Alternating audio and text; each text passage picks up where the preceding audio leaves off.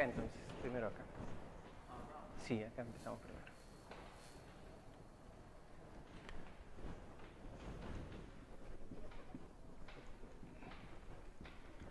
Estos chicos que están en las clases virtuales, ellos dan... Sí, ya sí está encendido. Ya. Bien, podemos empezar entonces. Bien, alumnos, mis saludos. En esta oportunidad vamos a abordar el tema sobre la memoria, ¿no? Y este tema, como es costumbre, para poder entender mejor, no hay nada que pueda permitir que vivenciar los conceptos, ¿no? Y para eso, de repente, podemos hacer una pregunta, ¿no? Que tenga que ver con la evaluación de la misma memoria, ¿no?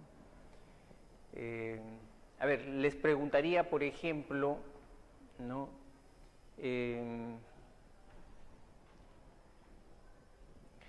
¿Qué hicieron ustedes el día 15, ¿no?, de agosto del 2007? ¿Qué estuvieron haciendo? Aparentemente esta pregunta para ustedes puede resultar difícil de contestar, ¿no es cierto?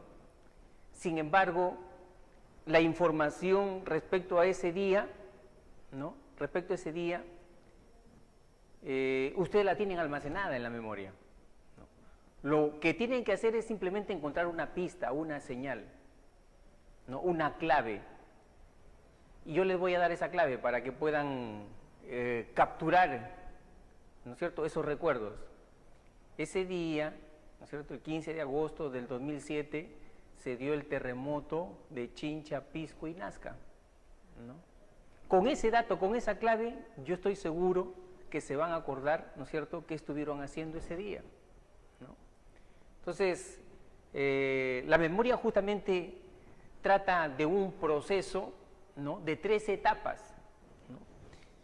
Para explicar la memoria, nosotros, los psicólogos, utilizamos la metáfora de la computadora, ¿no? La metáfora de la computadora, ¿no?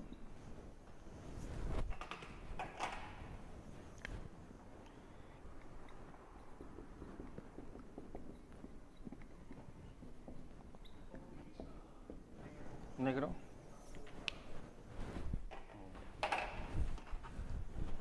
Bien. ¿Qué nos dice la metáfora de la computadora?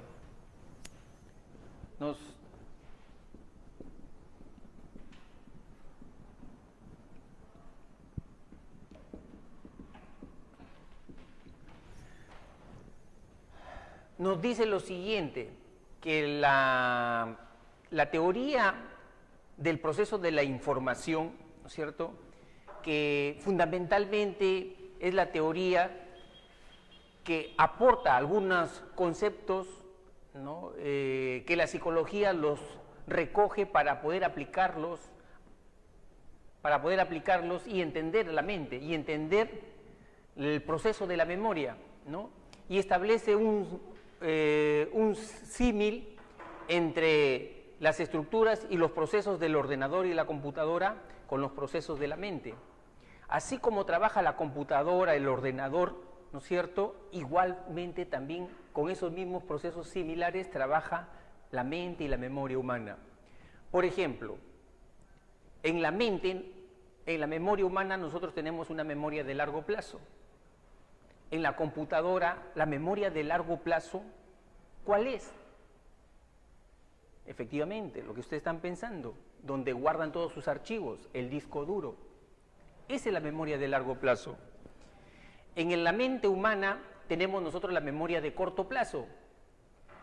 En el ordenador, en la computadora, también tiene su memoria de corto plazo, que es una memoria en la cual se guarda provisionalmente la información, ¿no? Cuando tú te pones a escribir, por ejemplo, en la computadora, salen las frases, ¿no?, en el documento, en pantalla, ¿no? Y en ese momento, por ejemplo, esa información todavía no se guarda en el disco duro, está solamente en pantalla, está guardada de manera provisional, ¿no?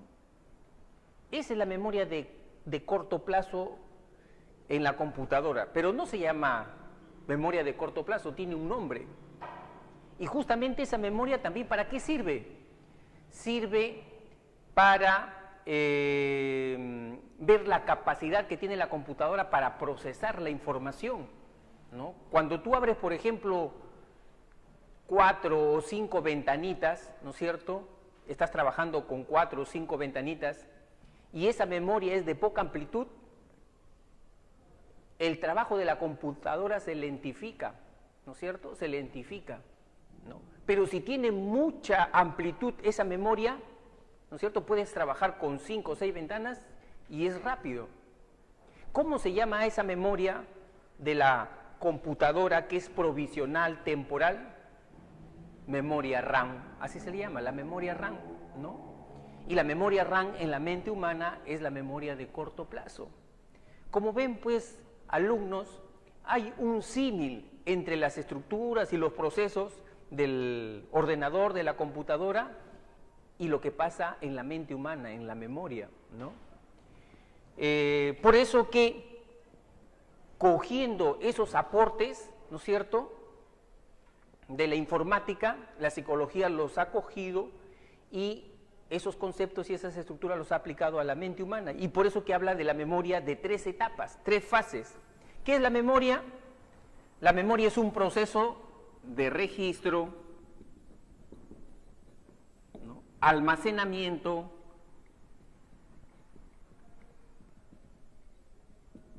y recuperación de la información.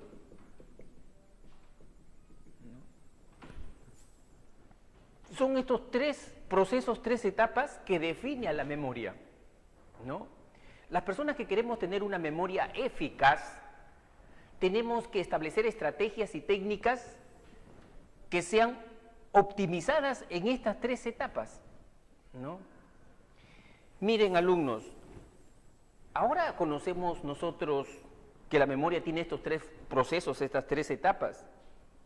Sin embargo, desde la antigüedad, la cultura griega, por ejemplo, es una cultura de muy avanzado desarrollo.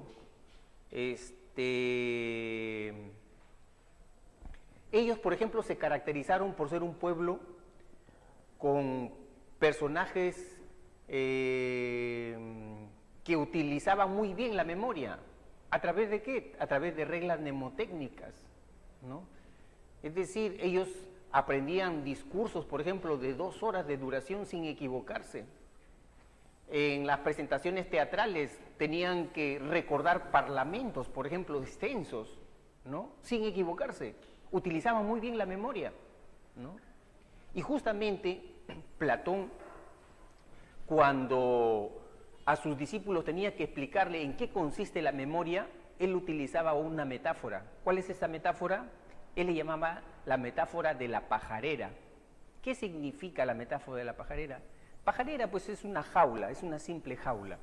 Él decía, alumnos, ¿ustedes quieren saber qué es la memoria? ¿No es cierto? La memoria se parece a una pajarera, decía, ¿no? ¿Qué tienes que hacer? Primero, capturar el animal, coger al ave, ¿no es cierto? Coger al ave. Eso sería el registro. O sea, seleccionar el ave, coger el ave, cazar el ave, ese sería el registro. Luego, una vez que tienes el ave en las manos, ¿qué haces? Lo introduces, lo guardas en la jaula, en la pajarera. Eso sería el almacenamiento. Y luego, cuando necesitas esa ave, buscas entre todas las aves que están ahí prisioneras en esa jaula, coges esa ave que tú necesitas, la sacas, ¿no es cierto? Ese acto sería el acto de recuperación. Ahí están las 3 etapas que muy sabiamente e intuitivamente Platón había identificado, las etapas de la memoria, ¿no? Incluso con esa misma metáfora nosotros podemos explicar también qué es el olvido, ¿no? Utilizando esa metáfora, ¿qué sería el olvido? ¿no? Podemos decir, por ejemplo, que el olvido, ¿no?, podría ser que al tratar ya de coger, ¿no es cierto?, al ave que está dentro de la jaula, no la encontramos, o cogemos, ¿no?, un ave por otra, ¿no? Eso sería el olvido, ¿no? Entonces, la memoria tiene estas tres etapas, estas tres fases, ¿no? Ahora, ¿cuándo empieza el estudio científico de la memoria? Empieza con la presentación de la teoría modélica de la memoria. Se le llama teoría modélica o teoría estructural, ¿no?, porque sus autores, Atkinson y Shiffrin, en el año 1968, recogiendo los grandes aportes que nos había dado la informática, la cibernética, esos aportes lo aplican al campo de la mente humana, al campo de la memoria, y aquellas investigaciones aisladas, individuales, que había hecho la psicología en el campo de la memoria, ellos lo integran. Atkinson y Shiffrin en el año 68 lo integran y plantean la primera teoría científica que explica cómo funciona la memoria, ¿no? Y esa teoría científica se llama teoría modélica, estructural o multialmacén, ¿no? Cualquiera de estos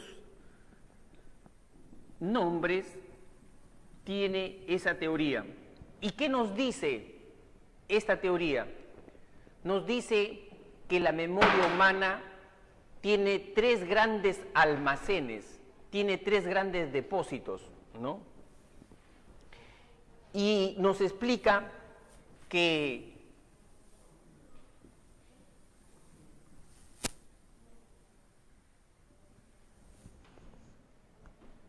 la información del estímulo llega al primer almacén de la memoria, que es la memoria sensorial, ¿no? La memoria sensorial. Acá en la memoria sensorial, que es fundamentalmente, que está alojada en los órganos receptores, ¿no es cierto?, en los sentidos, en la retina, en el oído, de la cantidad de estímulos, solamente un estímulo pasa, ¿no? Un estímulo pasa. En los órganos receptores se da una tarea de filtro, ¿no? Y solamente un estímulo pasa. Es decir, ¿cómo es que pasa un solo estímulo? Porque se da el proceso de atención, ¿no? Se da el proceso de atención.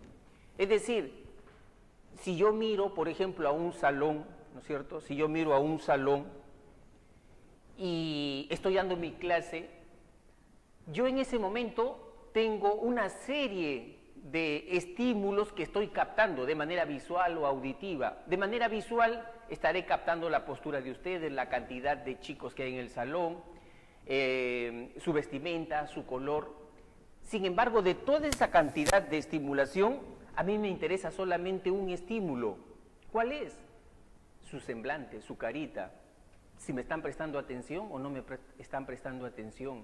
Es decir, selecciono un estímulo, hago una labor de filtro.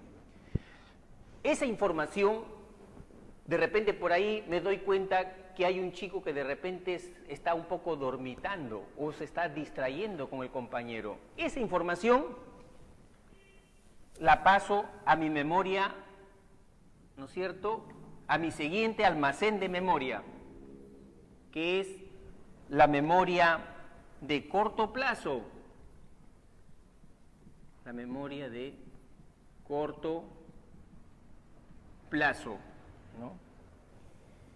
En la memoria de corto plazo, que es una especie de pizarra mental, ¿no?, de pizarra mental, yo mantengo la información por breves segundos, máximo 30 segundos allí, ¿no? Y esa información si yo no hago nada con esa información se va. Pero si a mí me interesa procesar esa información, ¿no es cierto? Yo digo de repente, mire ese chico que no me está haciendo caso, yo digo, le voy a hacer una pregunta de aquí a 20 minutos de repente, ¿no? Para que en la próxima vez sí me preste atención, ¿no? ¿Qué cosa estoy haciendo con esa labor? Estoy codificando, ¿no? Estoy codificando. Codificar. Y una vez que yo he codificado el material, en este caso esta información, ya pasaría a la memoria de largo plazo. La memoria de largo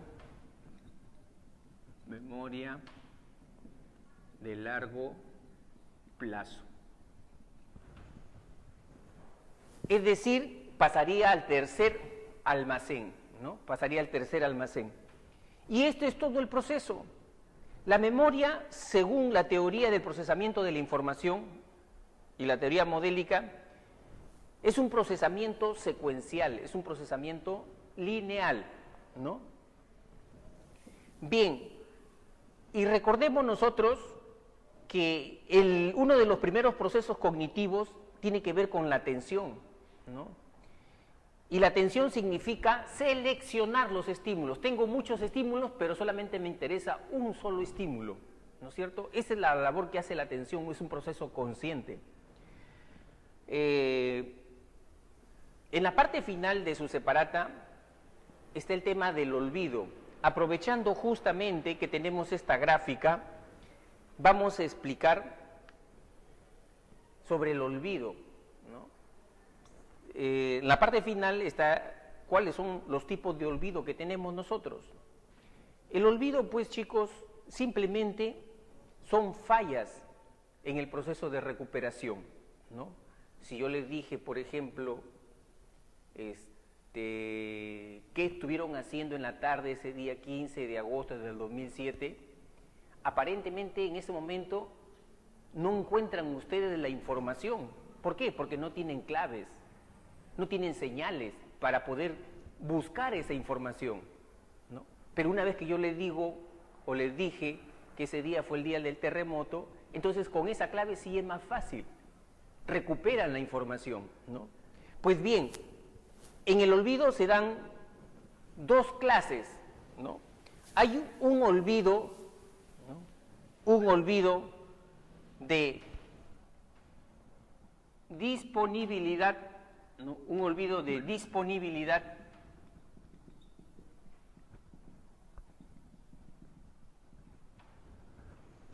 y también hay un olvido, ¿no es cierto? Hay un olvido de accesibilidad. Accesibilidad. El olvido de disponibilidad es cuando la información que se encuentra en la memoria de corto plazo no se codifica, por lo tanto, no ingresa a la memoria de largo plazo, ¿no? Es decir, la información nunca se llegó a almacenar, ¿no? Ese es el olvido de disponibilidad. Y el de accesibilidad significa que la información sí está en la memoria de largo plazo, pero tú no sabes cómo recuperarla, cómo sacarla de ahí, ¿no? Es decir, no tienes pistas, no tienes claves.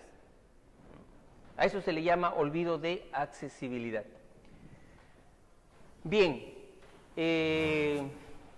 luego tenemos nosotros, vamos a abordar el siguiente tema, que es los sistemas de memoria, ¿no?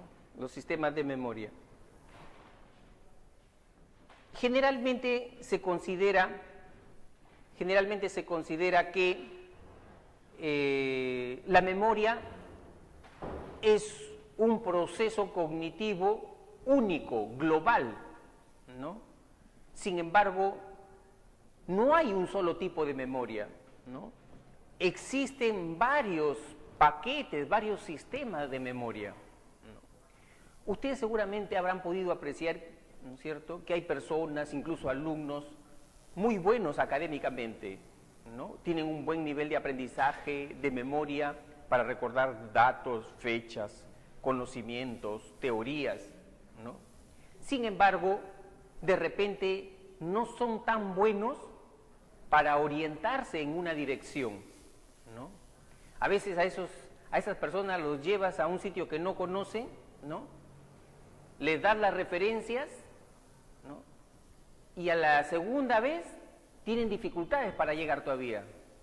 Les es difícil, segunda, 3 veces incluso, y a algunos se les complica incluso cómo llegar, ¿no? ¿Por qué? Porque no tienen buena memoria espacial, tienen dificultades para llegar a esa dirección, y sin embargo son muy buenos, por ejemplo, académicamente, recuerdan fechas, datos, teorías, ¿no? ¿Por qué? Porque son diferentes paquetes de almacenamiento. Justamente la existencia de varios tipos de memoria ha sido aportado por evidencia empírica. Por ejemplo, hay un experimento de un psicólogo que frente a un paciente amnésico, recuerden ustedes que la amnesia es la pérdida de los recuerdos, el sujeto tiene lagunas, ¿no es cierto? No recuerda hechos significativos de su vida. Pues resulta que en este paciente amnésico, el psicólogo quiso probar, ¿no es cierto?, que existían estos paquetes de almacenamiento de manera diferente. ¿Qué hizo? En la mano se puso una aguja, un alfiler, ¿no? Se adhirió una aguja, un alfiler. Y cuando vino el paciente amnésico le dijo, por decirte, hola Pedro, y le dio la mano. El paciente amnésico, al coger la mano del psicólogo, se pinchó y gritó, ¿no? Gritó, y al tercer día, cuando vio nuevamente a este paciente amnésico y fue a saludarlo extendiéndole la mano, ¿qué creen que respondió el paciente amnésico? Le dijo, no quiso saludarlo, no quiso darle la mano. Pero le digo, y el psicólogo insistió, pero es una regla de cortesía, dame la mano, por favor. Y el amnésico no quiso darle la mano. Y le preguntaba, ¿pero por qué? No sabía explicarle por qué. El amnésico no sabía explicarle porque no tenía ese recuerdo de hace 3 días que al darle la mano se había pinchado. Sin embargo, el amnésico sí tenía el recuerdo de ese momento emocional de dolor, por ejemplo. Eso sí todavía lo mantenía. Miren, qué importante es esto, ¿no? Es decir, nosotros tenemos varios paquetes, varios sistemas de almacenamiento, ¿no? Bien, ¿cuáles son esos sistemas de almacenamiento? La memoria sensorial, la memoria de corto plazo y la memoria de largo plazo, cada uno con sus clases de memoria también, ¿no?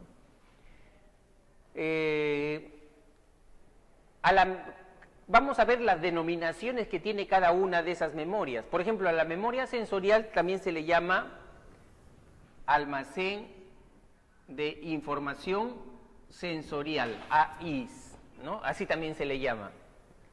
A la memoria de corto plazo se le llama memoria primaria, ¿no? Memoria primaria, se le llama memoria operativa, y también se le llama memoria de trabajo. El nombre que mejor la describe, ¿no? El nombre que aparece en la literatura especializada sobre memoria es el nombre de memoria operativa. Ese es el mejor nombre que tiene este tipo de memoria. Y la memoria de largo plazo se le llama memoria remota, memoria permanente, ¿no? Permanente, o memoria secundaria.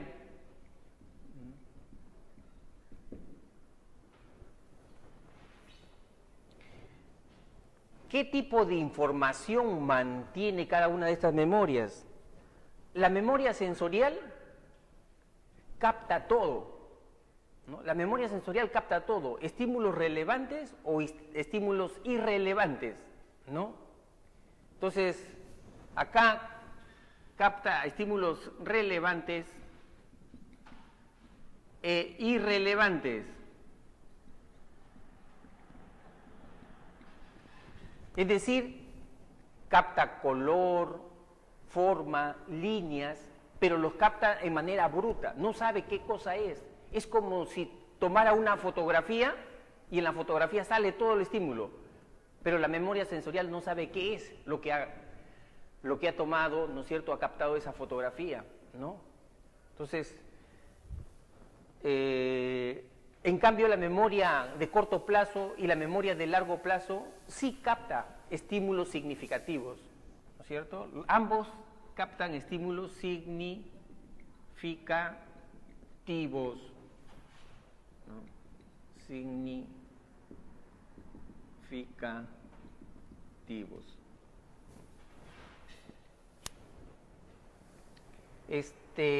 Respecto a la capacidad, la memoria sensorial tiene una capacidad limitada.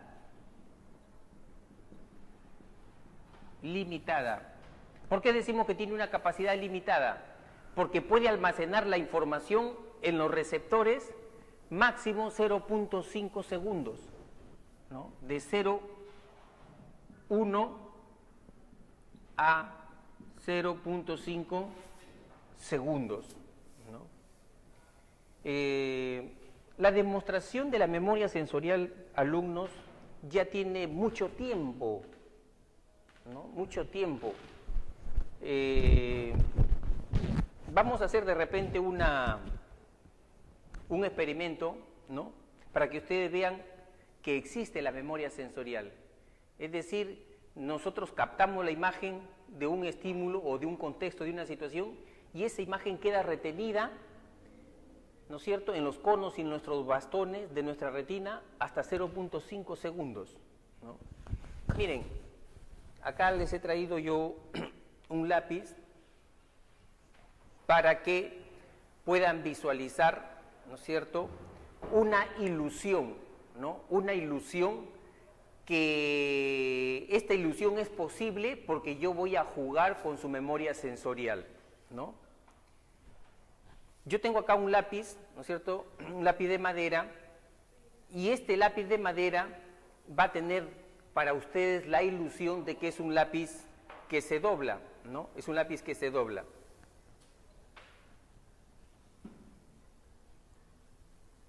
Ahí tenemos entonces la ilusión de que es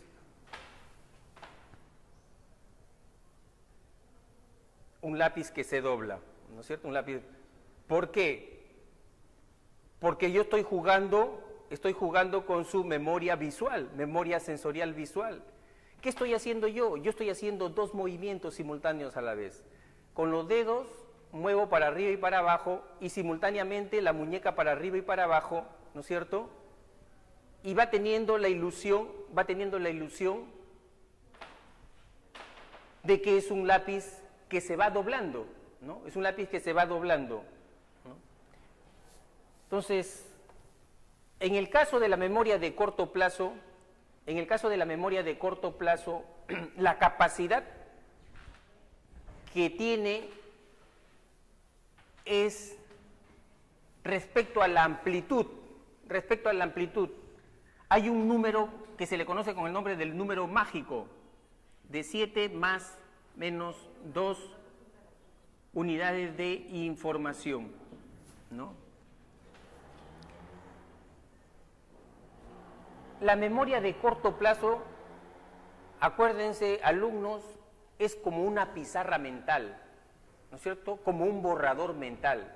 Si yo te dijera a ti, por ejemplo, ¿no?, te dijera a ti, multiplícame 35 por 15 de manera mental, tú lo puedes hacer, ¿no? Tú tienes una pizarra mental, donde ahí vas a poner tú, multiplicar cada uno de los dígitos o descompones, ¿no es cierto?, y después al final haces la suma, ¿no? Es decir, mentalmente comienzas a visualizar, ¿no es cierto?, la multiplicación de cada dígito, ¿no? Y eso es porque es posible. porque se ha demostrado que nosotros podemos mantener virtualmente. Esta pregunta para ustedes puede resultar difícil de contestar, ¿no es cierto? Sin embargo, la información respecto a ese día, ¿no? Respecto a ese día, ustedes la tienen almacenada en la memoria, ¿no? Lo que tienen que hacer es simplemente encontrar una pista, una señal, ¿no? Una clave. Y yo les voy a dar esa clave para que puedan capturar, ¿no es cierto?, esos recuerdos. Ese día, ¿no es cierto? Sí, está encendido. Ya. Bien, podemos empezar entonces. Bien, alumnos, mis saludos. En esta oportunidad vamos a abordar el tema sobre la memoria, ¿no? Y este tema, como es costumbre, para poder entender mejor, no hay nada que pueda permitir que vivenciar los conceptos, ¿no? Y para eso, de repente, podemos hacer una pregunta, ¿no? Que tenga que ver con la evaluación de la misma memoria, ¿no? A ver, les preguntaría, por ejemplo, ¿no?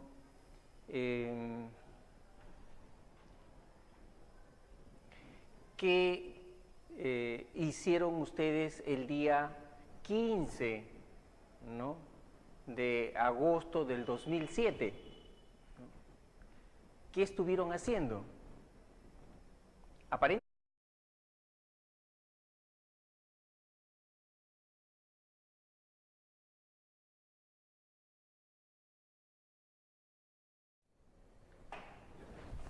Ya, acá entonces, primero acá. Sí, acá empezamos primero.